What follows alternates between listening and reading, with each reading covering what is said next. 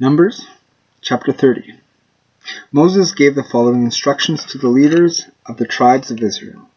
When a man makes a vow to give something to the Lord, he takes an oath to abstain from something. He must not break his promise, but must do everything that he said he would.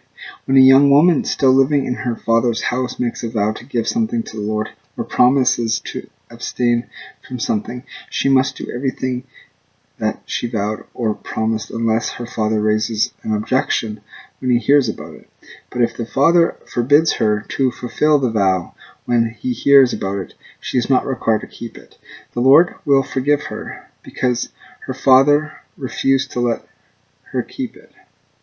If an unmarried woman makes a vow, whether deliberately or carelessly, or promises to abstain from something, and then marries, she must do everything that she vowed or promised unless her husband raises an objection when he hears about it.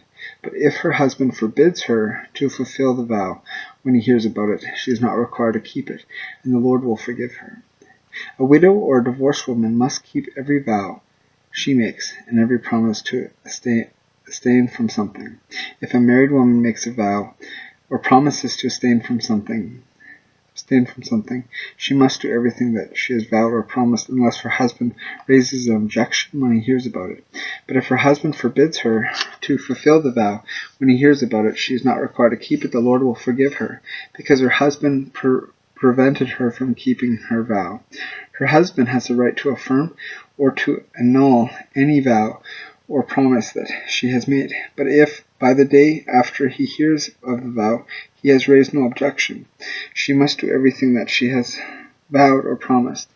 He has affirmed the vow by not objecting on the day he heard it. But if he later annuls the vow, he must suffer the consequences for the failure to fulfill the vow. These are the rules that the Lord gave Moses concerning vows made by unmarried women living in her father's house or by a married woman.